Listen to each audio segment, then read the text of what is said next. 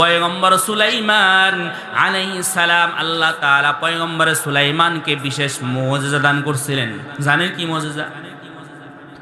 পয়গম্বর সুলাইমান আলাইহিস সালামের কয়েকটা বিশেষ মুজিজা ছিল।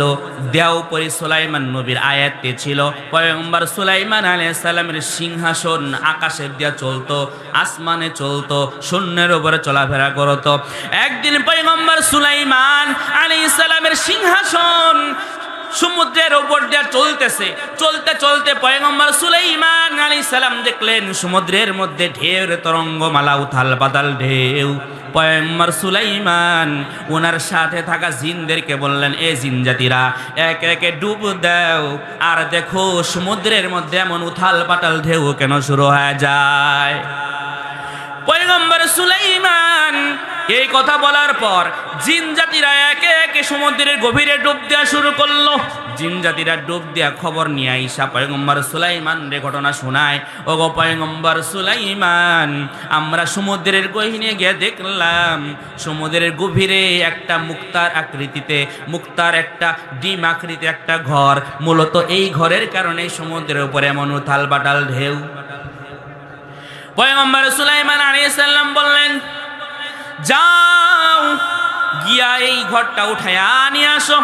পয়গম্বর সুলাইমান আলাইহিস সালামের কাছে জিন জাতিরা এই মুক্তার তৈরি ডিমের আকৃতি বিশাল বড় একটা ঘর উঠায়া নিয়ে আসলেন।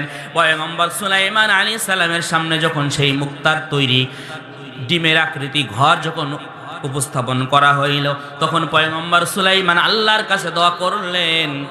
আর আল্লাহর কাছে দোয়া করার সঙ্গে সঙ্গে ওই ঘরের মধ্যে থেকে একটা দরজা খুলে গেল। জোরে কোন সুবহানাল্লাহ। পয়গম্বর সুলাইমান আলাইহিস সালাম, এবার পয়গম্বর সুলাইমান যখন দরজা খুলে গেল, উনি সেই ঘরের মধ্যে তাকায় দেখলেন একজন আল্লাহর বান্দা সেই ঘরের মধ্যে সিজদারত অবস্থায় রয়েছে। জোরে কোন সুবহানাল্লাহ, জোরে কোন না সুবহানাল্লাহ। ডিমের আকৃতিতে ঘর, এই ডিমের আকৃতি ঘর মুক্তার তৈরি ঘর।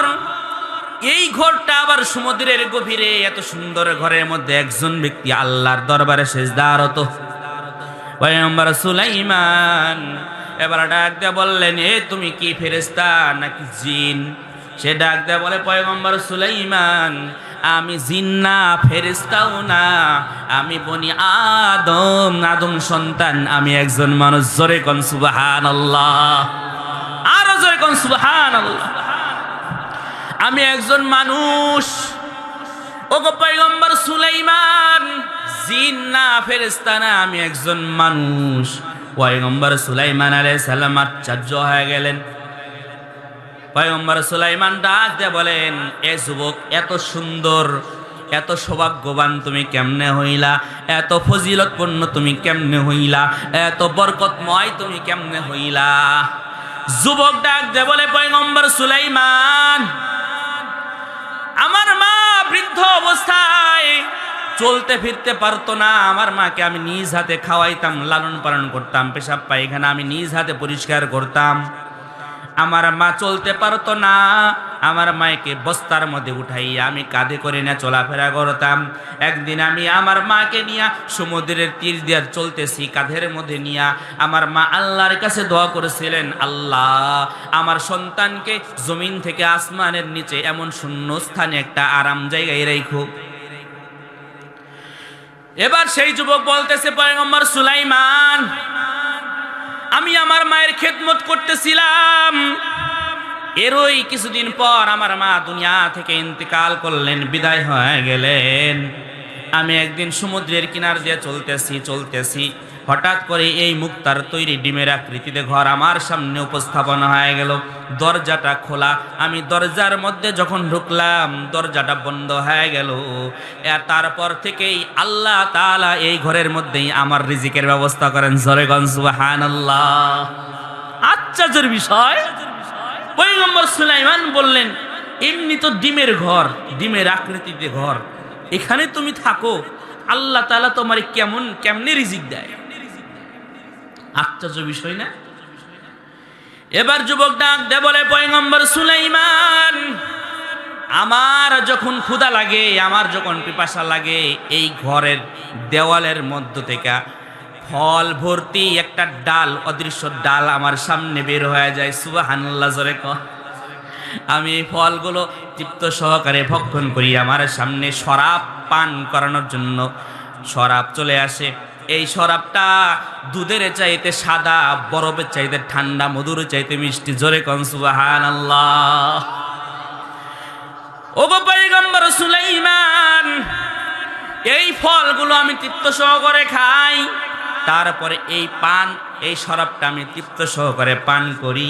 আমি যখন তৃপ্তি সহকারে পান করি, এই ডালটা, ফলের ডালটা আবারও দেওয়ালের মধ্যে অদৃশ্য হয়ে যায়, আবারও পেয়ালাটা অদৃশ্য হয়ে যায়।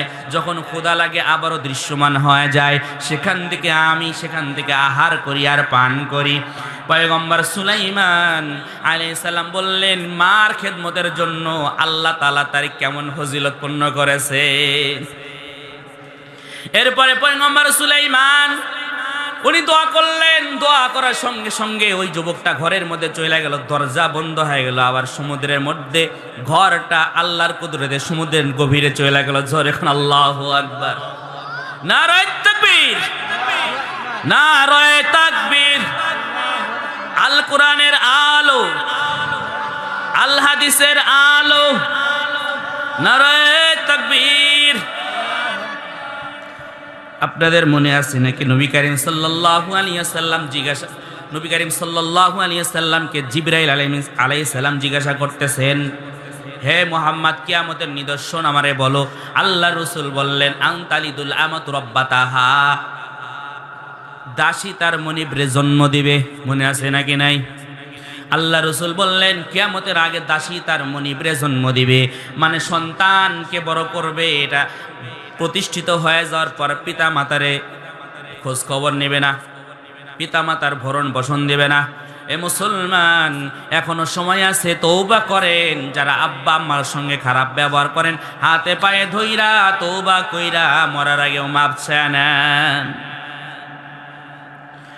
এ মুসলমান, এরপরে এই হাদিসটি আবারও এমন ভাবে বর্ণনা হয়েছে। হযরত আবু হুরায়রা রাদিয়াল্লাহু তাআলা আন, ওনার বর্ণনায় মুসলিম শরীফের মধ্যে এমন ভাবে আসছে, এই হাদিসের শেষে রাসূলুল্লাহ সাল্লাল্লাহু আলাইহি ওয়াসাল্লাম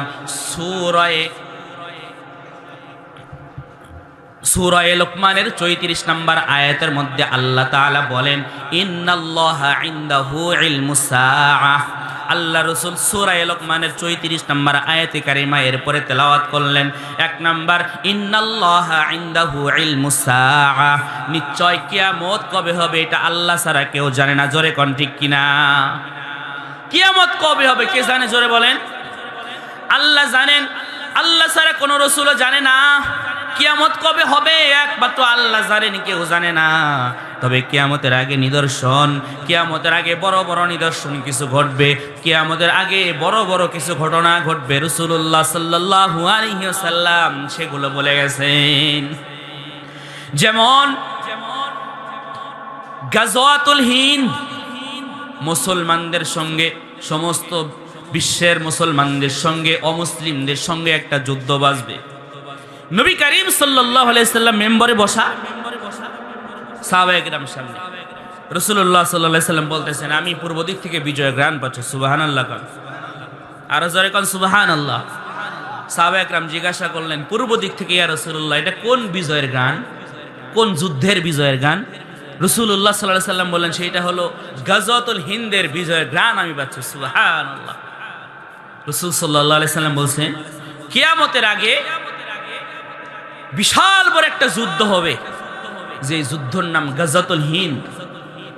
মুফাসসিরিনে কেরাম, মুহাদ্দিসিনে কেরাম এর ব্যাখ্যা এমন ভাবে করছেন, গাজওয়াতুল হিন্দ যেহেতু হিন্দুস্তানের সাথে মুসলমানদের যুদ্ধ হবে, ভারত, পাকিস্তান, বাংলাদেশ, মায়ানমার, নেপাল, ভুটান, আশেপাশে যেই দেশগুলো আছে, এই দেশগুলোর ভিতরেই বিশাল একটা যুদ্ধ সংগঠিত হবে। এটা রাসূলের বাণী। রাসূল সাল্লাল্লাহু আলাইহি সাল্লাম বললেন, এক পাশে থাকবে কুফার, হিন্দু, বৌদ্ধ, খ্রিস্টান, ইহুদি, নাসারা, যত ধর্ম আছে তারা এক পাশে থাকবে। আর এক পাশে থাকবে মুসলমানের দল। সুবহানাল্লাহ বলেন। ইন্নাদ-দীনা ইনদাল্লাহিল ইসলাম, আল্লাহর কাছে মনোনীত ধর্ম কি? ইসলাম আল্লাহর কাছে মনোনীত ধর্ম। অন্য ধর্ম আল্লাহর কাছে কোনো দাম নেই। এক পাশে মুসলমান থাকবে, আর এক পাশে সমস্ত কুফার থাকবে, সমস্ত কাফের থাকবে। আল্লাহ রাসূল সাল্লাল্লাহু আলাইহি ওয়াসাল্লাম বলেন, ওই যুদ্ধে মুসলমানদের মধ্যে তিনটা দলে, মুসলমান তিন দলে বিভক্ত হয়ে যাবে। এক দল যুদ্ধ করতে মুসলমানরা কাফের মুশরিকদের আধিক্য দেখে, সংখ্যা বেশি দেখে, একদল মুসলমান মুনাফিক মার্কা মুসলমান, এরা পালায়া চলে যাবে। রাসূল বললেন এরা বিনা হিসেবে জাহান্নামে চলে যাবে। জোরে কর নাউজুবিল্লাহ। আর এক দল যুদ্ধ করতে করতে, কাফের মুশরিকদের সঙ্গে যুদ্ধ করতে করতে শহীদ হয়ে যাবে। রাসূল বলেন ওই যুদ্ধে এই পরিমাণ মুসলমান শাহাদাত বরণ করবে যে মুসলমানদের শহীদের শরীরের রক্তের কারণে মুসলমানদের পায়ের টাকনু সেই রক্তের মধ্যে ডুবে যাবে। কি পরিমাণ মুসলমান শাহাদাত বরণ করবে। আল্লাহ রাসূল বলেন আর এক দল থাকবে মুষ্টিময় মুসলমান, এরা যুদ্ধ করতে করতে কালেমার পতাকা উড্ডীন করে রাখবে, ইসলামের বিজয়কে ছিনিয়ে আনবে। জোরে বলেন ঠিক না? রাসূল বলেন ইসলামের বিজয় ছিনিয়ে নিয়ে আনবে। আল্লাহ রাসূল সাল্লাল্লাহু আলাইহি সাল্লাম বললেন যারা ভাগায়া পালায় গেল, মুসলমানদের সঙ্গে থাকলো না, কাফের আর মুশরিকদের সংখ্যা বেশি দেখলো, কাফের মুশরিকদের সংখ্যা বেশি দেখে পালায়া ভাইগা চলে গেল, এরা মুনাফিক। এরা কি মার্কা মুসলমান? মুনাফিক মার্কা মুসলমান। এদের ঈমান দুর্বল।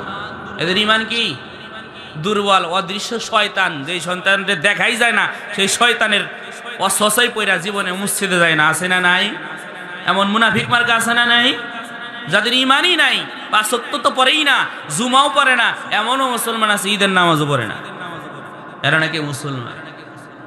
এদের আব্বা আম্মা মইরা গেলে ইমাম সাহেব যখন জানাজা পড়ায় একদম বলদের মতো খাড়া থাকে, কিছুই জানে না, আল্লাহু আকবার যে কইব এটাও জানে না। মুনাফিক মার্কা মুসলমান। রাসূল বলছেন এক দল যারা পালিয়ে যাবে এরা বিনা হিসেবে জাহান্নামে চলে যাবে, আর যেই দল যুদ্ধ করতে করতে শাহাদাত বরণ করবে তারা বিনা হিসেবে জান্নাতে চলে যাবে। জোরে বলেন সুবহান। আল্লাহ রাসূল বলেন আর যারা যুদ্ধ করতে করতে একদম ইসলামের বিজয়কে ছিনিয়ে নিয়ে আনবে এরাও সরাসরি জান্নাতে যাবে। এদের ফজিলত বদরি সাহাবীদের ফজিলত। সুবহানাল্লাহ। আল্লাহ যদি হায়াত দেয় ওই যুদ্ধে শরীক থাকবেন ইনশাআল্লাহ। নারায়ে তাকবীর। আল কোরআনের আলো, আল হাদিসের আলো, নারায়ে তাকবীর। আল্লাহু আকবার। এইটা কিয়ামতের একটা বড় আলামত সামনে আসতেছে। রেডি আছেন তো ইনশাআল্লাহ?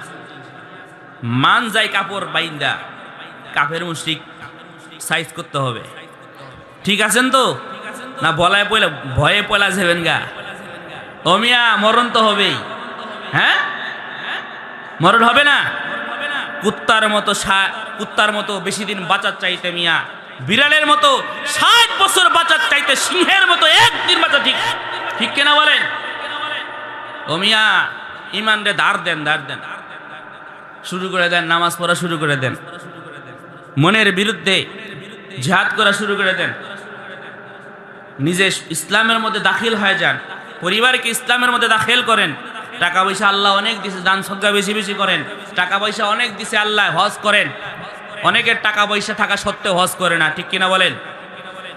বলতেছিলাম এটা কিয়ামতের আলামত। নবী করিম সাল্লাল্লাহু আলাইহি সাল্লাম কিয়ামতের আলামত গুলো বলে গেছেন। এর মধ্যে একটা হলো গাজওয়াতুল হিন্দ, আর একটা হলো দাজ্জালের আবির্ভাব ঘটবে। দাজ্জাল কিয়ামতের আগে দাজ্জাল দুনিয়ার মধ্যে আসবে। এই দাজ্জাল আইসা পুরা দুনিয়ার মধ্যে সে 40টা দিন বাঁচবে। এর প্রথম দিন হবে একটা বছরের সমান। দাজ্জালের আবির্ভাব যখন ঘটবে পুরা দুনিয়ার মধ্যে দুর্ভিক্ষ ছড়ায় যাবে, বৃষ্টি হবে না, খাল বিলে পানি থাকবে না, নদী নালায় পানি থাকবে না, ফসল হবে না, দুর্ভিক্ষ হয়ে যাবে, মুসলমান খাবার পাবে না। আর ওইদিকে দাজ্জাল রুটির পাহাড় নিয়ে আসবে, আমারে প্রভু মান, তাহলে তোরে রুটি দিব। এক হাতে জান্নাত আর এক হাতে জাহান্নাম নিয়ে আসবে। যারা দাজ্জাল রে মানবে তাদেরকে নিয়ে জান্নাতে ফালাবে, যারা মানবে না তাদেরকে নিয়ে জাহান্নামে ফালাবে। রাসূল বললেন, রাসূল সাল্লাল্লাহু আলাইহি সাল্লাম বলেন, দাজ্জালের যে জান্নাত, দাজ্জালকে প্রভু মাইনা রুটি খাইয়া দাজ্জালের দাসত্ব গ্রহণ কইরা দাজ্জালকে প্রভু মাইনা যারা দাজ্জালের জান্নাতে গেল, মূলত ওটা জান্নাত না, ওটা জাহান্নাম। আর দাজ্জালকে অস্বীকার কইরা দাজ্জালের সামনে ইমানের উপরে কথা বইলা আল্লাহকে স্বীকার কইরা দাজ্জালকে যে প্রত্যাখ্যান করলো, তাকে যে দাজ্জাল জাহান্নামে দিল, মূলত ওটা জাহান্নাম না, ওটা জান্নাত। সুবহানাল্লাহ। এই জন্য মুসলমান, এগুলো কিয়ামতের বড় বড় আলামত। ইমাম মাহদির আবির্ভাব ঘটবে, ইমাম মাহদি আসবেন, আল্লাহর খলিফা। যে ইমাম মাহদির আব্বার নাম আব্দুল্লাহ, মায়ের নাম আমেনা, ইমাম মাহদির আবির্ভাব ঘটবে। আমাদের দেশে এক ভণ্ড আছে, ইমামুজ্জামান বাইজিদ খান পন্নী, তার শিষ্য বর্তমানে সেলিম। হিজবুত তাওহীদ নাম শুনছেন? হিজবুত তাওহীদ একটা সংগঠন। এরা আমাদের যত মসজিদ আছে, মসজিদের ইমামকে কখনো দেখছেন যে মহিলা? তাদের ইমাম হলো মহিলা, এরা মহিলাদের নামাজ পড়ে। আর সাধারণ মুসলমানদের ইমানকে ধ্বংস করতেছে এরা। এ নাকি আবার নিজেকে ইমাম মাহদি দাবি করে। কি দাবি করে? বিড়ি খাইছো মানে, আর দাড়িস আছে, এ নাকি ইমাম মাহদি। নাউজুবিল্লাহ জোরে কর। আর একটা আছে কাদিয়ানি। কোনদিন শুনলাম মায়ের গর্ভের সন্তান সম্পর্কিত ইলম আল্লাহ জানে, আর কেউ জানে না। মায়ের গর্ভের সন্তান সম্পর্কিত ইলম আল্লাহর কাছে আছে, অন্য কারো কাছে নাই। ওয়া ইয়ালামু মা ফিল আরহাম, মায়ের গর্ভের সন্তান। আপনারা বলতে পারেন, হুজুর এখন তো ডিজিটাল জামানা, এখন তো আলট্রাসোনোগ্রাফের মাধ্যমে জানা যায় পেটের সন্তান ছেলে না মেয়ে, ঠিক কিনা বলেন? জানা যায় না? এটা তো একটা মাধ্যম। তো মাধ্যম ছাড়া কে জানে? আল্লাহ জানে। কে জানে? আল্লাহর নাম জোরে কেউ যায় না। মাধ্যম ছাড়া কে জানে? আল্লাহ জানে। ওয়া ইয়ালামু মা ফিল আরহাম, মাধ্যম ছাড়া যিনি জানেন তিনি হইলেন আমার আল্লাহ। মায়ের পেটের গর্ভের বাচ্চা সম্পর্কিত ইলম আল্লাহর কাছে আছে। আলট্রাসোনোগ্রামের মাধ্যমে ডাক্তার খবর দেয় পেটের সন্তান ছেলে হবে, আবার মিস্টেক করে হয়ে গেছে মেয়ে, হয় কিনা? আলট্রাসোনোগ্রামের মাধ্যমে বলে সন্তান হবে মেয়ে, দেখা গেছে ছেলে সন্তান হয়েছে, এমন খবর হয় কিনা? এরা তো শুধু সন্তানের লিঙ্গ এটা নির্ধারণ কইরা বলতে পারে ছেলে হবে না মেয়ে হবে। এইটা আকৃত আল্লাহ তাআলা যখন পেটের মধ্যে দিয়া দেয় তখন বলতে পারে, এর আগে সে বলতে পারে না। তো পেটের মধ্যে আল্লাহ যখন আকৃতি দিয়ে দেয় তখন এরা বলতে পারে, ডাক্তার বলতে পারে। কিন্তু আকৃতি দেওয়ার আগেই আল্লাহ জানে এই সন্তানটা ছেলে হবে না মেয়ে হবে। শুধু তাই না, এই সন্তান কয়দিন বাঁচবে, বড় হয় এটা ডাক্তার হবে না ডক্টর হবে, ইঞ্জিনিয়ার হবে না কি চাষি হবে না ইমাম হবে, হাফেজ হবে না আলেম হবে, সব সম্পর্কিত ইলম আল্লাহ পাক রব্বুল আলামিন জানে। এমনকি এটা ইমানের সাথে মরবে না বেঈমানের সাথে মরবে আল্লাহ তাআলা জানে।